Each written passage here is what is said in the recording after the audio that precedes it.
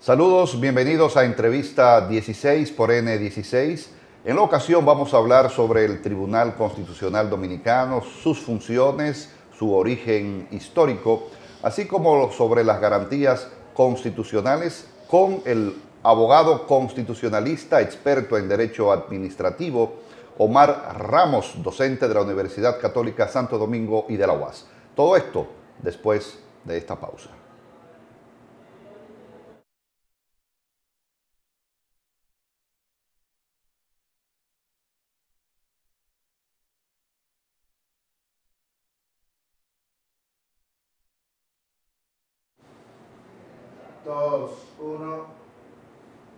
Como habíamos anunciado, tenemos la presencia del licenciado Omar Ramos, experto en Derecho Constitucional y en Derecho Administrativo, docente de la Universidad Católica Santo Domingo y de la Primada de América UAS.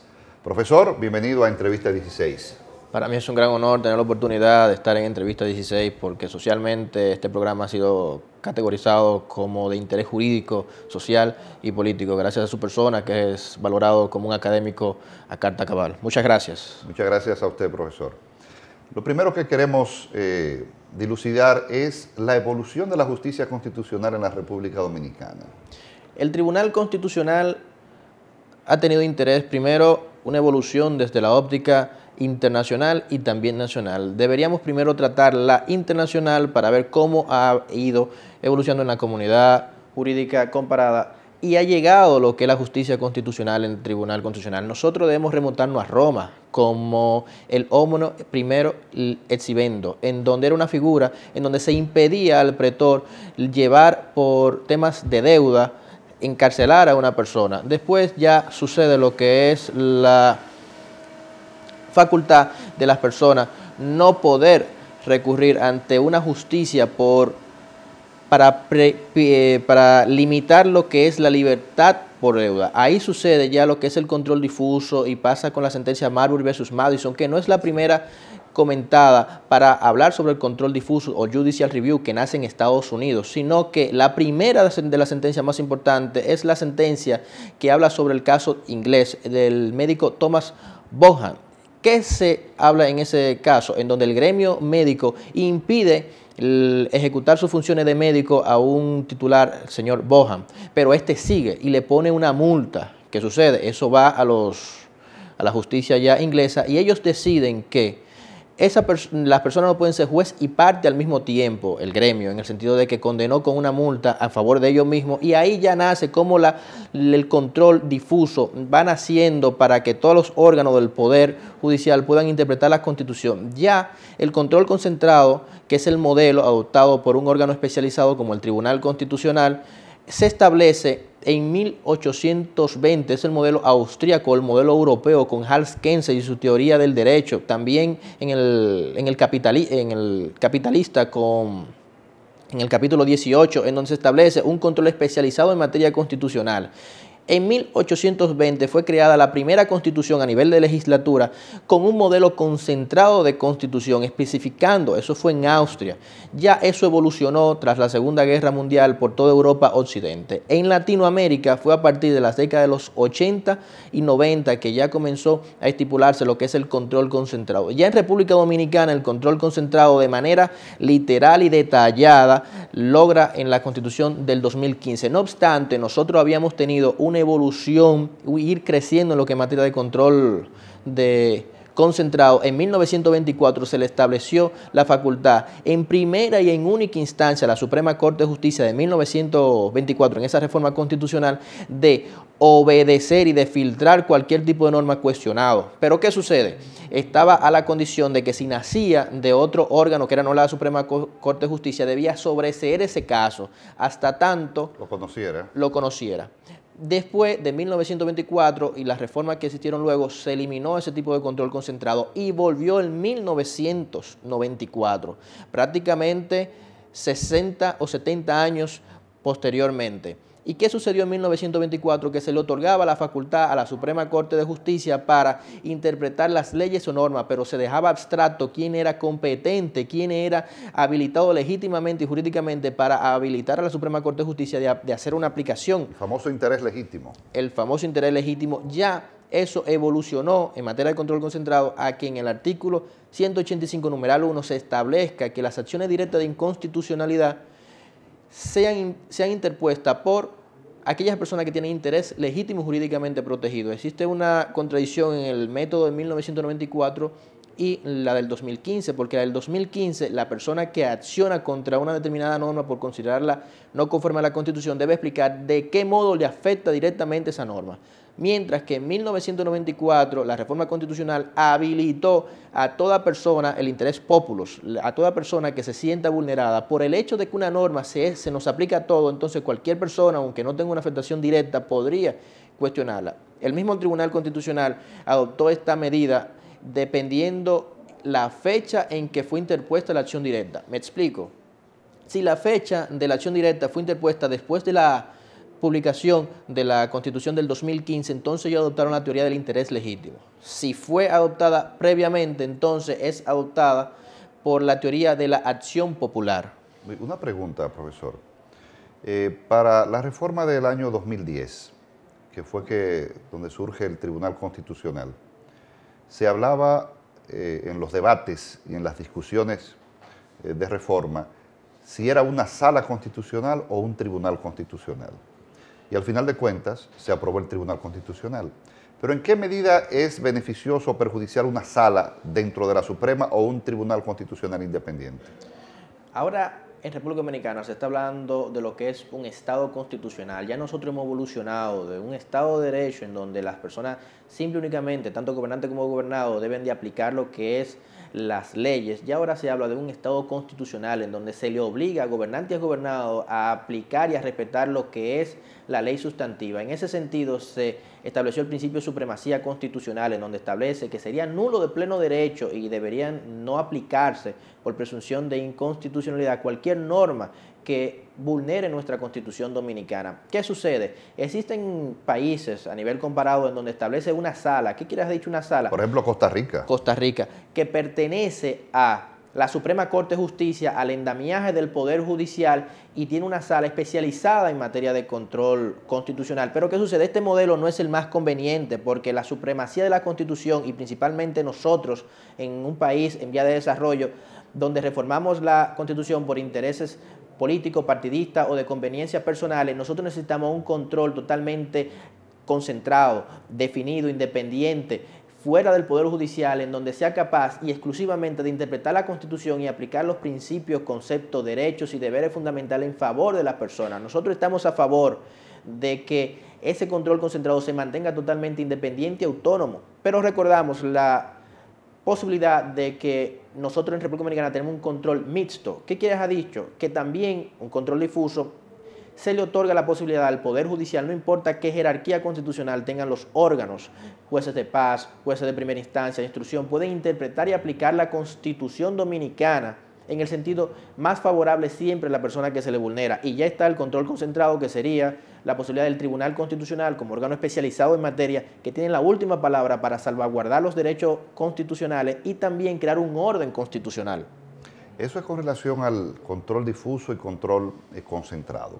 Pero usted hablaba anteriormente de garantías constitucionales, hizo referencia a esas garantías constitucionales, las más afamadas, amparo, habeas data, habeas corpus, se habla de debido proceso, etcétera. ¿En qué medida el Tribunal Constitucional puede asumir el respeto y la salvaguarda de todas estas garantías siendo un solo tribunal? ¿Aplica el control difuso en estos casos también? Claro, totalmente. Las garantías constitucionales son vías que están habilitadas desde la óptica de la ley sustantiva para proteger derechos fundamentales. Existen tres modalidades de garantías constitucionales. La acción de amparo, que protegería todos los derechos fundamentales, a excepción de los que protege el habeas data y el habeas corpus. El habeas corpus protege la privación de libertad de manera injustificada. Y también el habeas data, entonces, protege aquellos datos personales en donde se le impide el acceso. ¿Qué sucede? todas estas garantías inician desde la óptica de la ley orgánica del Tribunal Constitucional en materia de control difuso. El juez de primera instancia más afín al derecho fundamental que se quiere proteger o salvaguardar, entonces la persona que se siente que se le ha vulnerado su derecho fundamental debe de apoderar a ese juez de primera instancia del territorio en donde se le ha cometido ese derecho, esa vulneración a ese derecho fundamental. Solo, en consecuencia, inician el Poder Judicial en materia de control difuso. Pero ¿qué sucede? ¿Qué sucede? Eso puede ir al Tribunal Constitucional, pero no como una apelación, sino como una revisión de sentencia de amparo. La diferencia es que la revisión de sentencia de amparo simple y únicamente va a analizar si el juez ordinario constitucional aplicó o no bien aplicó las normas de la Constitución y la ley orgánica del Tribunal Constitucional. No es una revisión, la apelación, a diferencia, es un conocimiento nuevo y actualizado de todas las interioridades que se ha hecho.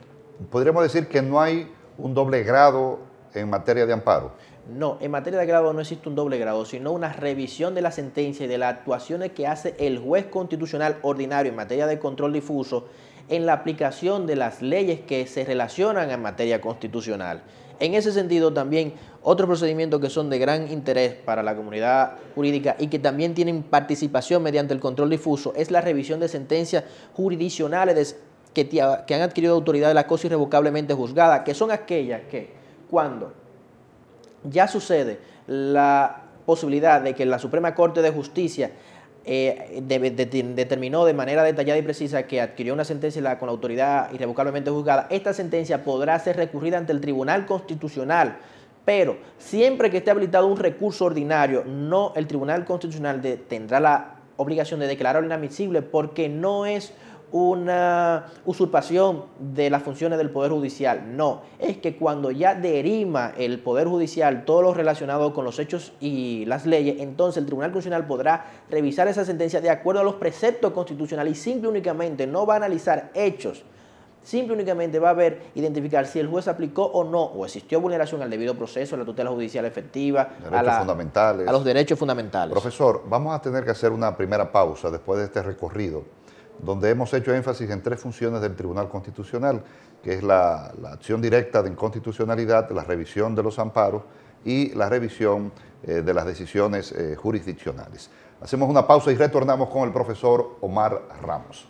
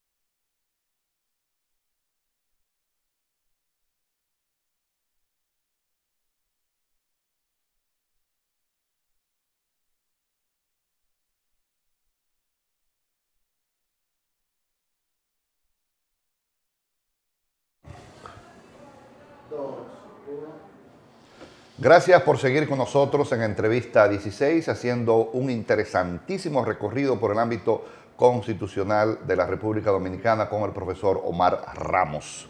Profesor, habíamos hablado de funciones del Tribunal Constitucional, acción directa de inconstitucionalidad, revisión de amparo, los aspectos de la revisión jurisdiccional de sentencias. ¿Cuáles son las otras funciones del Tribunal Constitucional? Bueno, existe el control preventivo de los tratados internacionales, que no es más que el filtro que hace el Tribunal Constitucional previo a que un tratado internacional sobre cualquier tipo de materia permee el sistema jurídico dominicano, el Tribunal Constitucional tiene la obligación de manera directa y exclusiva, esto no pasa en materia de control difuso, examinar la constitucionalidad antes de que el control político ejercido por el Poder Legislativo ratifique ese convenio internacional que O sea, no hay control difuso en esas funciones. No, esta es de manera directa. Inclusive existe otro procedimiento en donde no existe control difuso, que es el conflicto de competencia, que es un procedimiento constitucional destinado para que las administraciones públicas, cuando tengan diferencia en el sentido de sus competencias o de sus atribuciones, de su rol de trabajo, puedan orientar, puedan escrutinar ante el Tribunal Constitucional a quién le compete tal determinada función. Eso existe mucho y se da los casos en los ayuntamientos, en donde no existe cuáles son las fronteras, no están claras las demarcaciones territoriales donde existe sus atribuciones. Otra materia que el Tribunal Constitucional la ha independizado es los amparos directos. Los amparos directos es un procedimiento constitucional que de por sí es declarado inadmisible porque el Tribunal Constitucional y la ley orgánica se establece que los amparos inician en los jueces de primera instancia, no pueden interponerse de manera directa un amparo ante el Tribunal Constitucional porque se estaría vulnerando lo que es el debido proceso, la tutela judicial efectiva. ¿Hay excepciones a esto? No, no existe excepciones de ningún tipo. No hay amparo directo. No hay amparo directo, siempre debe de iniciar dependiendo del tipo de derecho fundamental vulnerado, ante el juez de primera instancia más afín al derecho fundamental vulnerado. Que es el Tribunal Común. Que es el Tribunal Común. Es importante hablar en materia de amparo sobre las diferentes modalidades que establece la ley orgánica del Tribunal Constitucional sobre amparo, que está el amparo en cumplimiento, el amparo electoral, el amparo ordinario. El amparo electoral protege simple y estrictamente derechos asociados a la materia electoral, el sufragio activo y pasivo, la posibilidad de una persona o la imposibilidad que le suceda cuando no se le permite en un proceso electoral ejercer su voto o presentarse como elegible. Mientras que el amparo en cumplimiento es cuando una administración pública o un funcionario X impide o se niega a ejecutar la obligación que le impone una norma. Entonces nosotros acudimos ante el juez competente para obligar a esta persona, a este funcionario o a esta administración pública a que aplique la ley que le ordena determinado tipo de acciones. El amparo ordinario es el amparo ya común que nosotros conocemos que protege los derechos fundamentales común y corriente.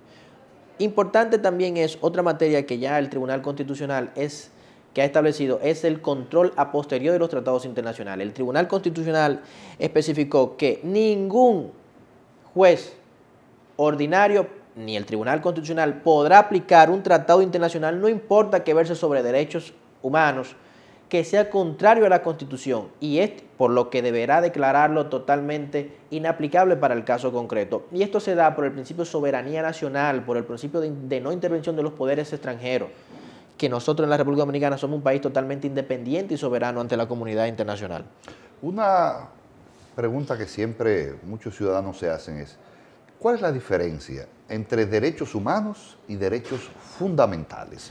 ¿Es lo mismo? No es lo mismo porque derechos humanos son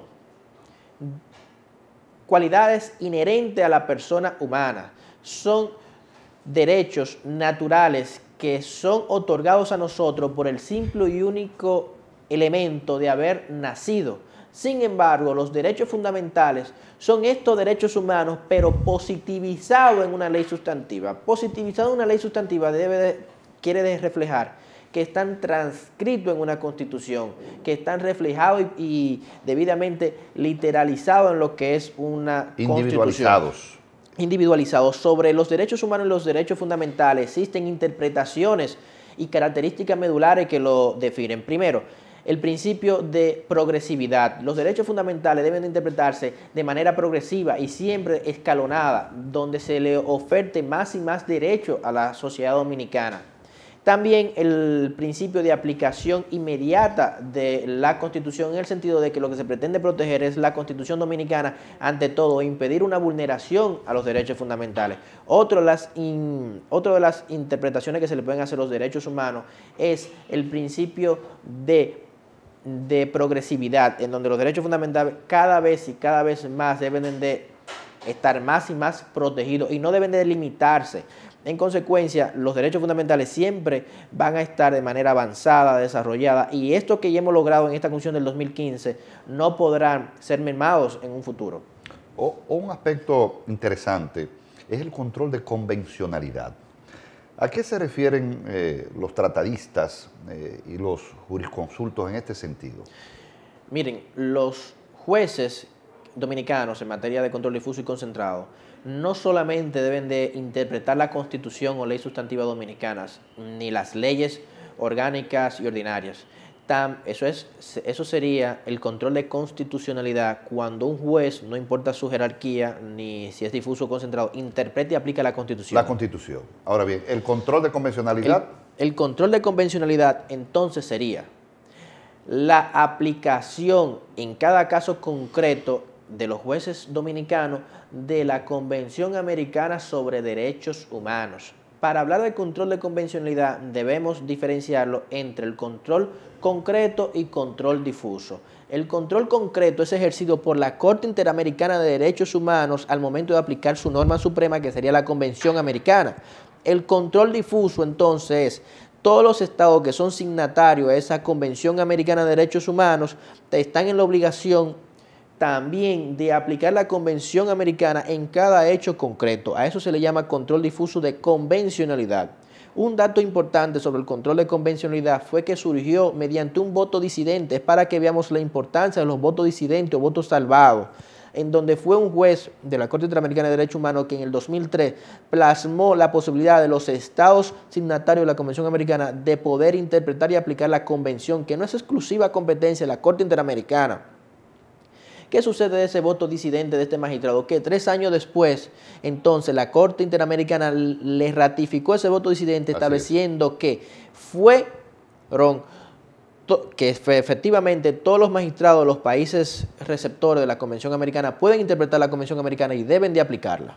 Hay una situación interesante con relación a la Corte Interamericana de Derechos Humanos, ya que hace unos años el Tribunal Constitucional, precisamente por un asunto que no fue ratificado por el Congreso Nacional, desligó a la República Dominicana de la competencia de la Corte Interamericana. ¿Qué opinión le merece esto a usted? Nosotros consideramos que eso ha sido una limitante, un obstáculo para la República Dominicana, para el avance en materia de derechos fundamentales y en materia de derechos humanos. La interpretación de los derechos fundamentales deben de ser de manera progresiva, como ya nosotros hemos previamente establecido. En consecuencia, el Tribunal Constitucional ha jugado un rol negativo en sus funciones, en el sentido de interpretar los derechos fundamentales y salvaguardar los derechos humanos, porque ha eliminado la competencia que tendría la Corte Interamericana de juzgarnos a la República Dominicana por vulneración de derechos fundamentales. Siempre que existan garantías en la República Dominicana deben de ser protegidas. Eso se contradice también a la historia procesal constitucional e internacional de República Dominicana, en donde nosotros hemos ido como país totalmente soberano ante la Corte Interamericana a defendernos también, y hemos cumplido sentencias en donde nos han venido en contra de la República Dominicana. Entonces ahora mismo no tendría un sentido ni jurídico ni político establecer que la Corte Interamericana no tiene competencia sobre nosotros, máxime cuando en la misma ley orgánica del Tribunal Constitucional establece la función que el Tribunal Constitucional tiene en materia de fuentes del derecho para aplicar a los casos concretos. Está la Constitución, el bloque de constitucionalidad, el reglamento jurisdiccional y la ley orgánica. Cuando se habla de bloque de constitucionalidad, se establece que los tratados internacionales que versan sobre derechos humanos tienen jerarquía constitucional, y esos tratados de derechos humanos, ahí está la Convención Americana de Derechos Humanos. ¿Y quién es el órgano que protege entonces esa convención? Por excelencia, la Corte Interamericana de Derechos Humanos. El elemento que ha citado en esa sentencia que usted muy bien cita, don Román Jaques, sobre el Tribunal Constitucional, que ha declarado no conforme a la Constitución la adhesión sobre la Corte Interamericana de Derechos Humanos, nosotros lo consideramos un paso negativo para el avance de los derechos humanos en la República Dominicana, porque nos limita la posibilidad de seguir progresando. Aquí necesariamente tengo que hacer una reflexión sobre lo que es Estado social y democrático de derecho. ¿Por qué? Miren, el Estado de Derecho surge frente al absolutismo monárquico para irradiar, para eliminar los poderes de esos monarcas que tienen poderes absolutos frente al pueblo, y ahí ya se habla de igualdad de los derechos de primera generación, en donde se les respete a las personas, a los ciudadanos, la libertad, la el derecho al libre tránsito, a la vida, etcétera. Ya evolucionamos después que hemos logrado esos derechos, ese Estado de Derecho a los estados sociales, en donde se le exige al Estado un rol prestacional, un rol activo. Son los famosos derechos prestacionales. Excelente, como la educación, la salud, la vivienda. ¿Qué sucede? Esta sentencia del Tribunal Constitucional retrocede en el tiempo porque las victorias que hemos ganado nosotros como ciudadanos para que nos protejan del Estado frente a los excesos en la vulneración de derechos fundamentales, que sería una Corte Interamericana de Derechos Humanos, esto ha sido un total desliz del Tribunal Constitucional que con el tiempo se determinará y se verá que esa sentencia variará su precedente. Profesor, una de las grandes críticas que se le hace al Tribunal Constitucional y es objeto de preocupación de los sectores jurídicos y judiciales, es que sus decisiones, en la mayoría de los casos, quedan en el aire, no se cumplen. ¿Se ha tomado alguna medida en este sentido o qué usted recomendaría? La ejecución de la sentencia es uno de los temas más delicados que tiene el Tribunal Constitucional. Al ser un Tribunal Constitucional totalmente nuevo, porque ha sido de reciente creación, a pesar de que ya casi tiene 4 años, ha tenido una gran incidencia en lo que es la vida política y comunitaria y jurídica, porque sus sentencias han afectado intereses jurídicos o de las administraciones públicas cuando vulneran derechos fundamentales. Debemos recordar a la audiencia de que el Tribunal Constitucional y sus sentencias tienen una autoridad son definitivas, irrevocables y constituyen precedente vinculante para todos los poderes del Estado. En consecuencia... Pero la ejecución... En consecuencia, toda administración que se vea afectada por una sentencia del Tribunal Constitucional no puede alegar incumplimiento porque el Tribunal Constitucional es el máximo intérprete de la Constitución Dominicana. Sobre el tema de las ejecuciones, el Tribunal Constitucional elaboró en su capacidad reglamentaria, dígase de paso, un reglamento jurisdiccional en donde establece que cuando un ciudadano considere que se le vulnera el principio de ejecución de la sentencia, debe de notificarlo al Tribunal Constitucional para que el Tribunal Constitucional entonces, de motu propio, realice un rol activo o de cobrador para la ejecución de esa sentencia. Pero esto simple y únicamente se activa ese rol del Tribunal Constitucional para aquellos casos que se le notifica el incumplimiento de una sentencia. Otro caso es que el Tribunal Constitucional ha creado una unidad de cumplimiento de la sentencia en donde se le da seguimiento a los casos. Pero el cúmulo de casos y el poco personal y el tema de espacio que ha tenido el Tribunal Constitucional imposibilita eso, por lo que nosotros recomendamos a la ciudadanía de que cuando se le incumple una sentencia al Tribunal Constitucional, le notifiquen al Tribunal Constitucional para que el Tribunal Constitucional ya esté obligado por la vía de derecho a activarse para que su sentencia entonces realmente adquieran la autoridad de la cosa irrevocablemente juzgada y constituyan precedente vinculante para todos los poderes del Estado. Profesor, ya la entrevista por razones de tiempo ha concluido, tenemos un sinnúmero de temas. Estamos en la obligación de volver a conversar sobre estos temas constitucionales, porque faltó el tema administrativo. Sí. Bueno, pues conversamos con Omar Ramos, experto en Derecho Constitucional y Administrativo, docente de estas asignaturas en la Universidad Católica Santo Domingo y la UAS. Una conversación interesantísima. Muchas gracias por aceptar nuestra invitación.